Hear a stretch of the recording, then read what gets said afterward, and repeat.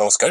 ৰাজ্যৰ সমাজ কল্যাণ বিভাগৰ অন্তৰ্গত অংগনবাদী কেন্দ্ৰসমূহত কৰ্মৰত হাজাৰ হাজাৰ অংগনবাদী কৰ্মী সহায়িকাৰ প্ৰতি এটা ভাল খবৰ আহিছে। প্ৰথমতে অংগনবাদী কৰ্মী সহায়িকাসকলৰ বাইদেউসকলক মই অনুৰোধ জনাইছো, আপোনালোকে যদি ডিকে সাব চেনেলটো ছাবস্ক্ৰাইব কৰা নাই তেন্তে আপোনালোকে চেনেলটো ছাবস্ক্ৰাইব কৰি ৰাখিব, যাতে আপোনালোকৰ দৰকাৰী কথাবিলাক আপোনালোকে পাবৰ কাৰণে নটিফিকেশ্যন আপোনালোকে লাভ কৰিব। গতিকে মূল কথালৈ আহিছো এতিয়া। আমাৰ যি সমাজ কল্যাণ বিভাগৰ বিভাগীয় মন্ত্ৰী অজন্তা নায়ক ডাঙৰীয়ানীৰ লগত অংগনবাদী কৰ্মী সহায়িকা সন্থাৰ সভানেত্ৰী শ্ৰীমতী জয়মতী দাস আৰু সম্পাদিকা শ্ৰীমতী ইন্দ্ৰিয়া নেৱাৰ ডাঙৰীয়ানীয়ে বিষয়ববীয়াসকলৰ সৈতে এক আলোচনা মিলিত হৈছিল। আৰু এই আলোচনাৰ যি কথা অজন্তা নায়ক ডাঙৰীয়াই ছচিয়েল মাধ্যমতো সমাজ মাধ্যমতো তেখেতে ব্যক্ত কৰিছে। আৰু প্ৰধান সচিব মুকেশ চন্দ্ৰ শ্বাহ আৰু সঞ্চালক ৰাহুল দাস উপস্থিত আছিলে এই আলোচনা কালত। গতিকে এই আলোচনাৰ সময়ত এক যোগাত্মক আলোচনাৰ ফল লাভ কৰিছে বুলি আমি জানিব পাৰিছো।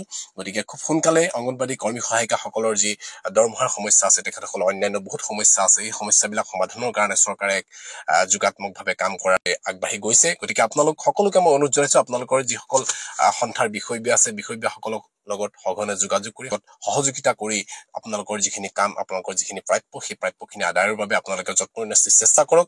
আৰু যদিহে আশা কৰা মতে কামখিনি আগবাঢ়ে, আলোচনাৰ কামখিনি অহা জুলাই মাহৰ এই বাজেট অধিৱেশনতে আপোনালোকৰ এটা ভাল খবৰ অহাৰ সম্পূৰ্ণ সম্ভাৱনা আছে। ইয়াৰ উপৰিও অক্টোবৰ মাহত যি ছাপ্লিমেণ্টাৰী বাজেট আছে, এই বাজেটতো আপোনালোকে কিছু আশা কৰিব পাৰে। যদিহে জুলাই মাহত নহয় তেন্তে ছাপ্লিমেণ্টাৰী বাজেটৰ সময়ত আপোনালোকৰ ভাল খবৰ নিশ্চয় আহিব। গতিকে সকলোকে অনুৰোধ জনাইছো, আপোনালোকে ধৈৰ্য ধৰি আপোনালোকৰ কৰ্মত আপোনালোকে নিয়োজিত থাকক, লগতে বিষয়ববীয়াসকলৰ লগত সহযোগিতা কৰি আপোনালোকৰ কামখিনি হ'বৰ বাবে আপোনালোকে চেষ্টা কৰক। পুনৰ আপোনালোক সকলোকে এটা কথা অনুৰোধ জনাইছো যে আপোনালোকৰ নিজৰ বাবে সকলো পৰ্যায়ৰ যাতে আপোনালোকৰ বিষয়ববীয়াসকল বা কৰ্মী সহায়িকাসকলে যাতে এই ভিডিঅ'টো পায়, তেখেতসকলে একগোট হৈ যাতে নিজৰ প্ৰাপ্তিৰ বাবে সহযোগিতাৰে এই কামখিনিত, এই ক্ৰুচিয়েল সময়খিনিত আগবাঢ়ি যাব পাৰে, তাৰ বাবে আপোনালোকে ভিডিঅ'টো এবাৰ ছচিয়েল মাধ্যমত ফেচবুক বা হোৱাটছএপত আপোনালোকে এবাৰ অন্তত শ্বেয়াৰ কৰি দিব।